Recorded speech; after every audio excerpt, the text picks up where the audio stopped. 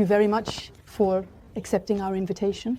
It is a great honor for our agency. Thank you.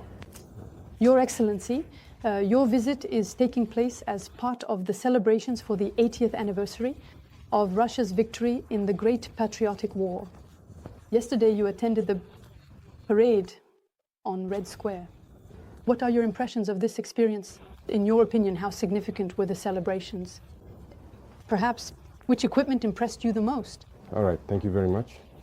As you mentioned, the context is indeed the celebration of Russia's victory in the Great Patriotic War, as it is called.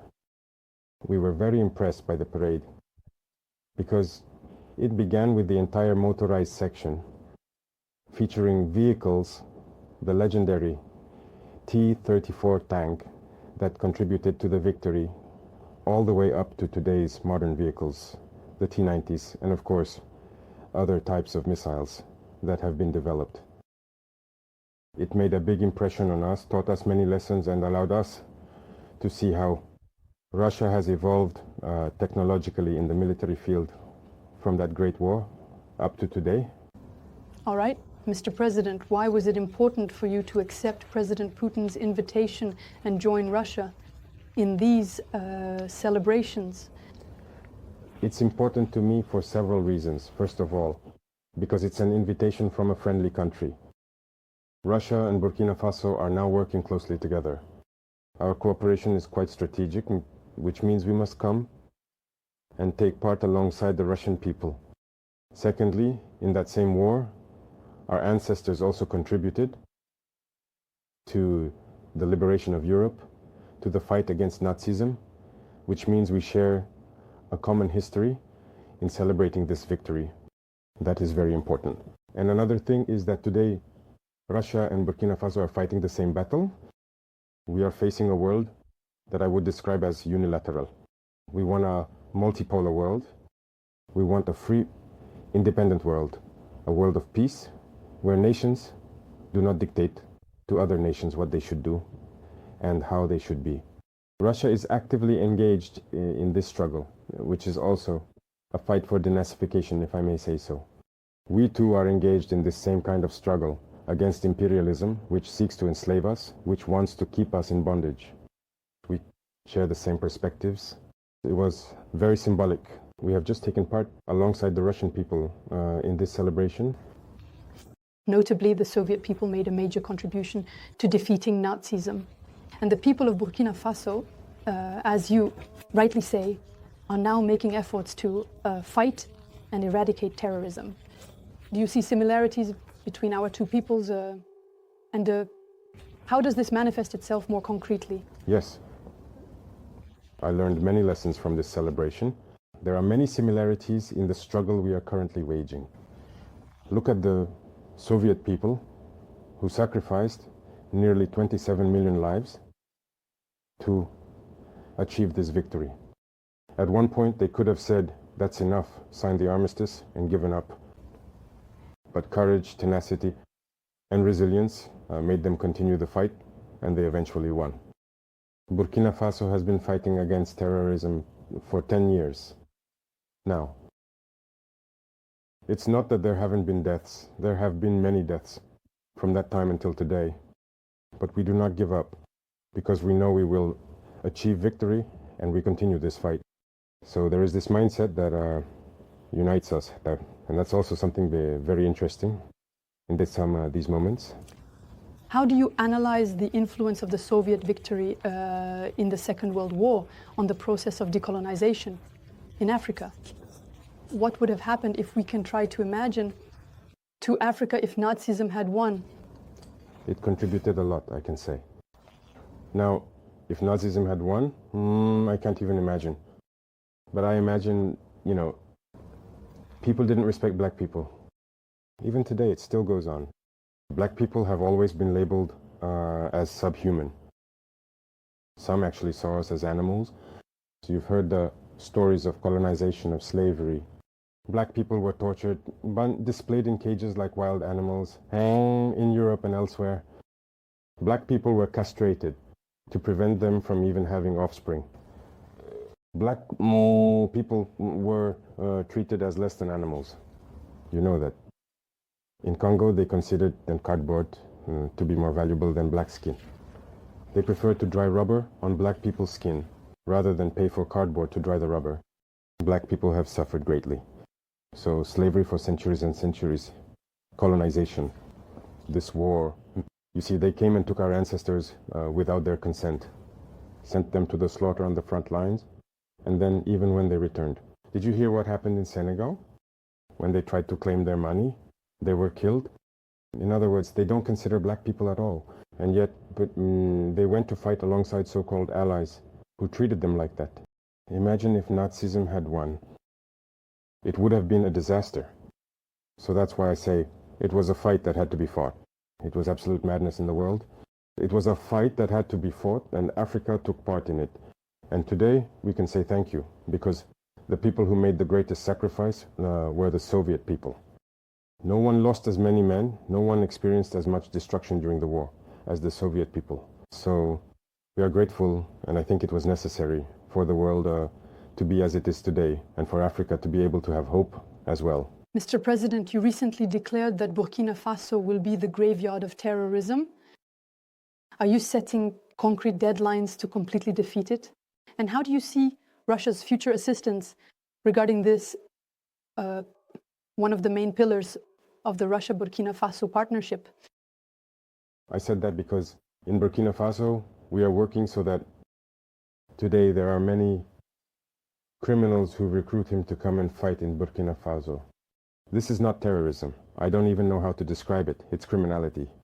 These are bandits who have been armed by imperialists to destabilize us, to keep us in a state of permanent war, and to exploit us.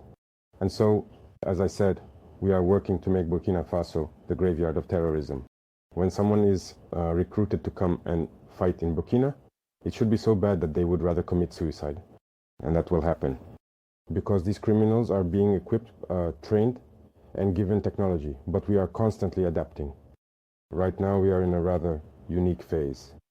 They have acquired new technologies, new combat techniques, and everything else, thanks to the support of those imperialists. Now that we are in the process, we have studied the situation, and we are going to respond to all of this immediately.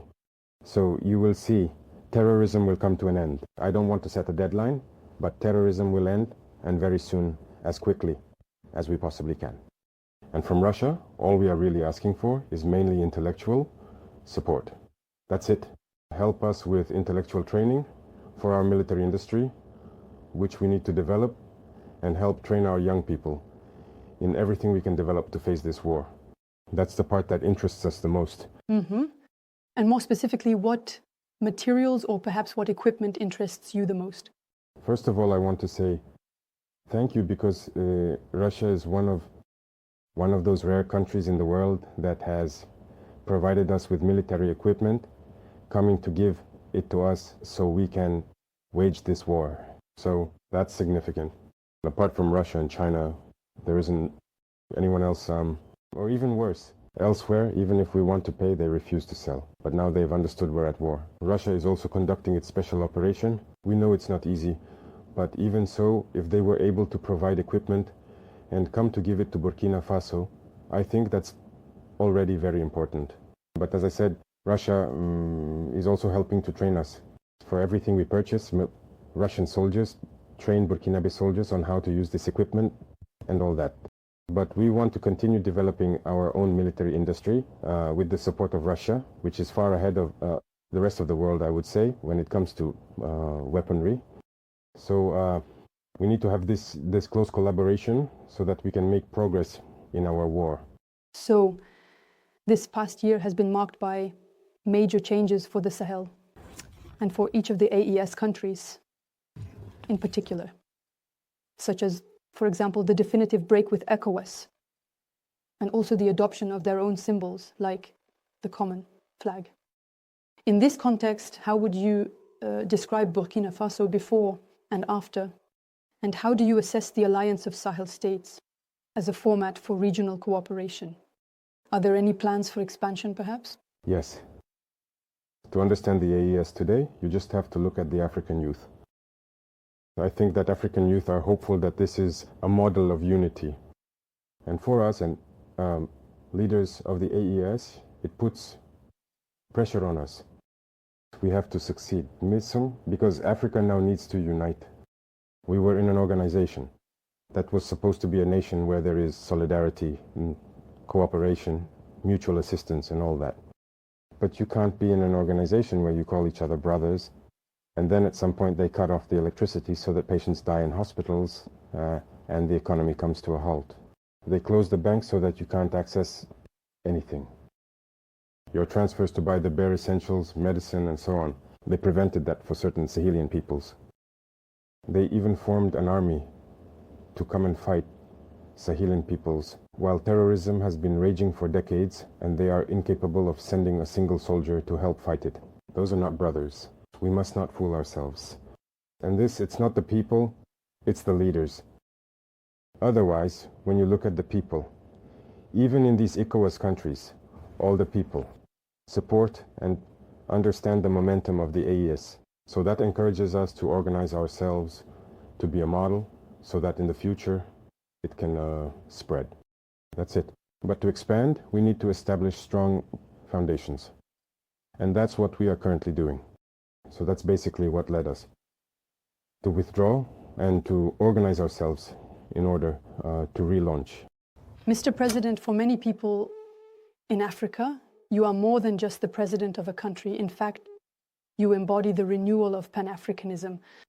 Why does Africa today in particular need, if I may say so, a new Thomas Sankara?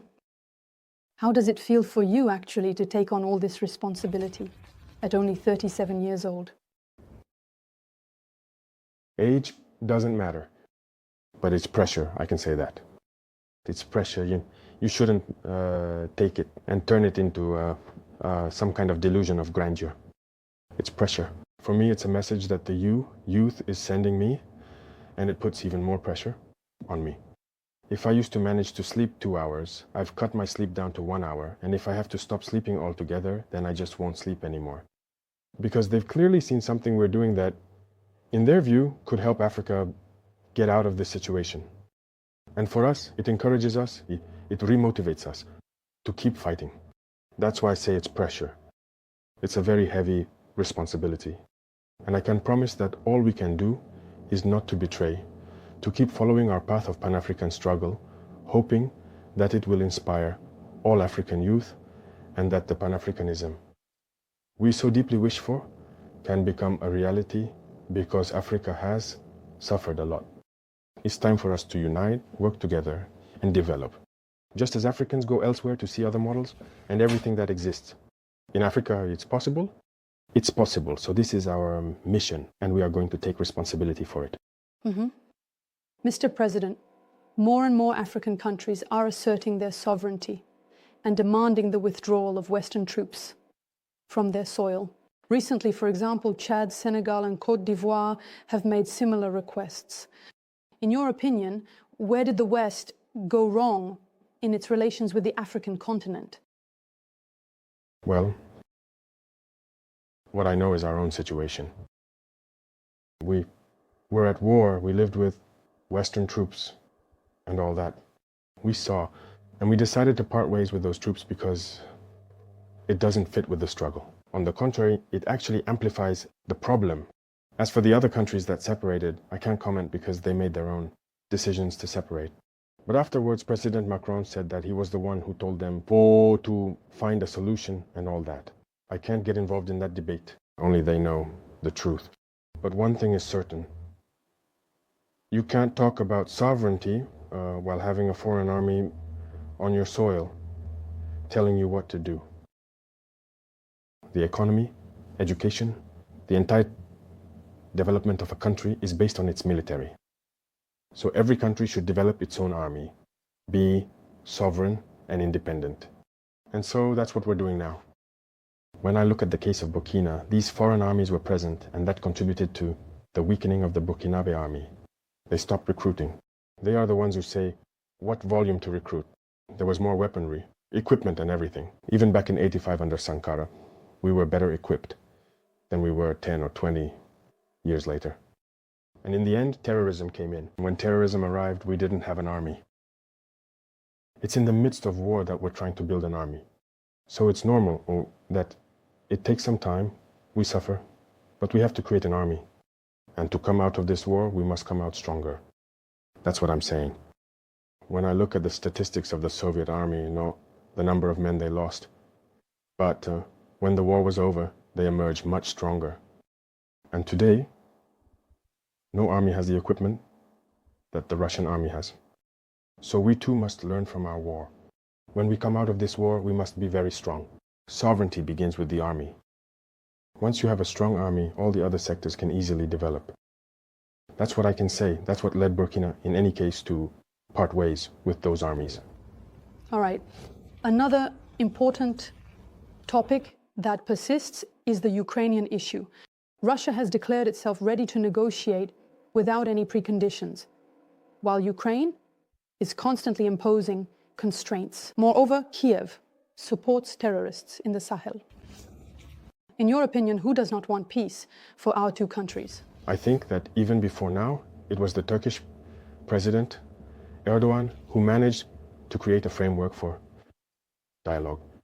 And I believe that the two presidents met at that time. That was only the beginning of the operation. All of us hoped that it would succeed, that the weapons would fall silent, and that everyone would return to good intentions. But it was the Westerners who came and told the Ukrainian president not to accept. We followed all of that, and in the end, what did it lead to? And I think all of this is part of manipulation. I think they were manipulated. Otherwise, the Ukrainian and Russian peoples, they were part of the Soviet Union. They are brothers. How is it that hatred and Russophobia could be cultivated within this population? The war did not start in 2022. It started in 2014. This is also a reality that many people perhaps don't know, or that people refuse to talk about. It was in 2014 that the war began. And today people are surprised to see that others might be shifting the blame onto Russia and all that. When Russian-speaking civilians were being bombed in 2014, who was speaking out? There are images that are still out there. People were locked inside houses and burned. There are images that exist. But action should have been taken all this time. They were manipulated. And today the reality is right in front of us. You see, all the aid that was given, it wasn't really aid. They said to hand over the minerals. In reality, Ukraine no longer belongs to the Ukrainians. They were manipulated, and they end up as the losers. All sectors will be managed by those who led them into this war. The hope was to weaken Russia, but Russia is coming out of this war even stronger. So I think they need to understand this and come back to their senses in order to negotiate and achieve peace. Because they declared that they support the terrorists. Did you all follow that? We can also see it on the ground, that they are indeed supporting the terrorists. This is not a good war. I think they are making a mistake and losing less. They need to come back to their senses. In any case, they can support them, but we will fight them, and we will win. So, if they still haven't understood up to now that this whole maneuver was meant to bring them down and seize their critical minerals, they can keep waging war. So that's what I can say about the situation.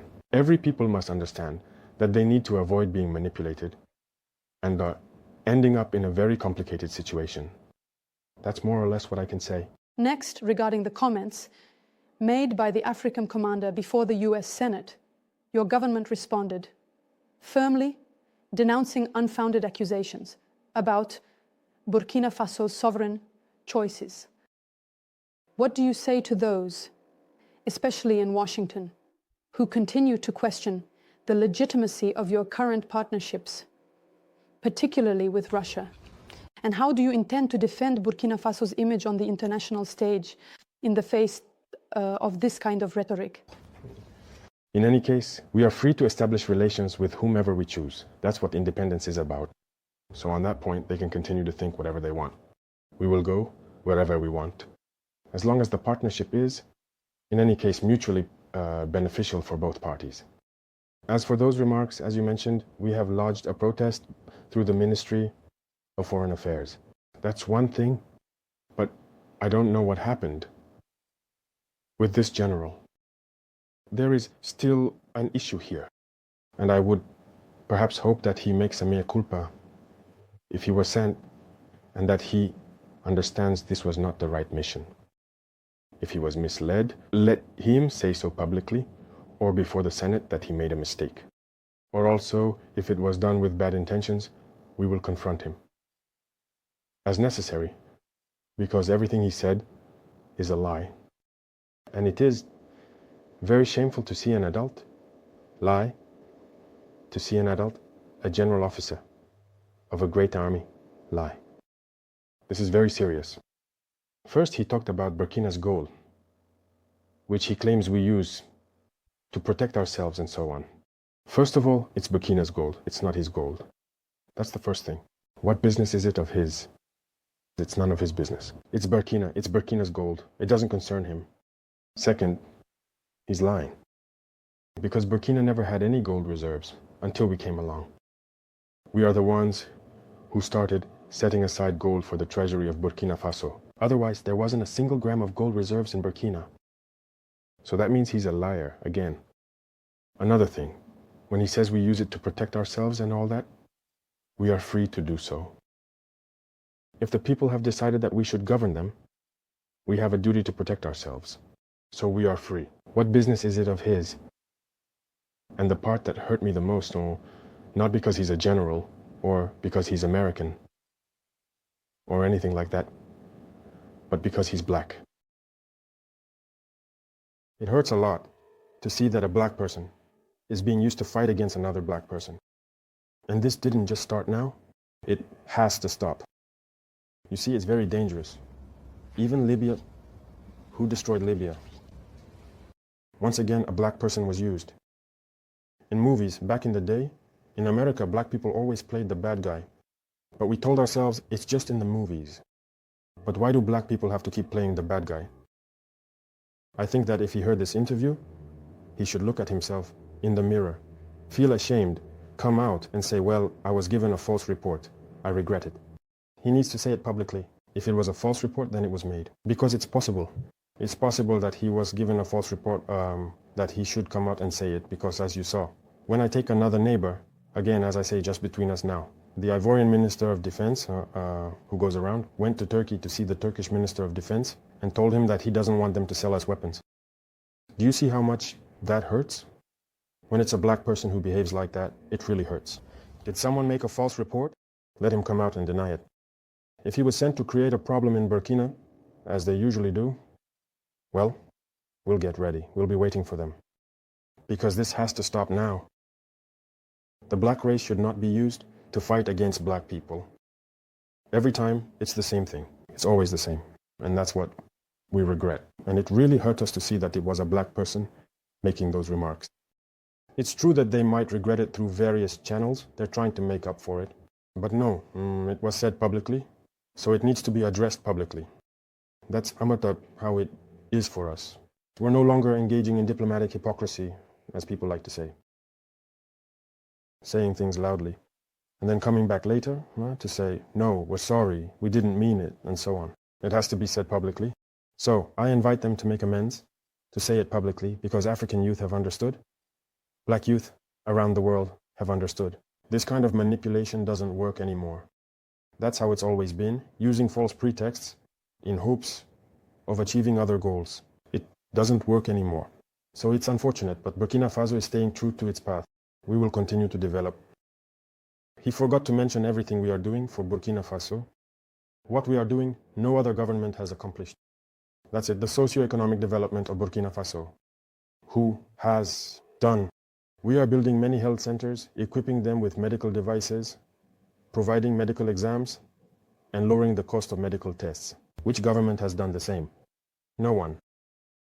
We are taking action in agriculture, plowing farmers' fields for free. Our production has increased and everything. Who has done that? No one. The army, we are in the process of creating a new army. The Burkinabe army has never been as well staffed and equipped as it is now. Who has done that? No government. When it comes to jobs, no government has created as many jobs as we have. Industrialization. Maybe that's what bothers them. That's what they want to stop. and so they make up lies. In any case, I invite them to rethink their approach. That's what I can say. It was a big lie, and it's unfortunate. Your Excellency, this evening you are meeting with President Putin. Could you perhaps share with us what topics you plan to discuss? Maybe which agreements will be on the negotiating table? For us, it's mainly cooperation that we will be discussing. So, as I said, cooperation, we are really moving towards the defense and security aspect, which is already in place, but also the education aspect. To train many young Burkinabe, people who already have talent, who are gifted, but also to train others who excel academically in the sciences. And it is the sciences that enable a country to develop. So there are all these aspects, all these issues that will be on the table. But also, geopolitics is undergoing major changes. Every day, things are changing, and I think, as I said, we share the same perspective, to have a free world, then a free multipolar world where people are independent, sovereign, and able to do whatever they want to do. These are issues that will be discussed. And also mainly our region with our particular situation in the Sahel, which we will address as well. Thank you very much for your answer.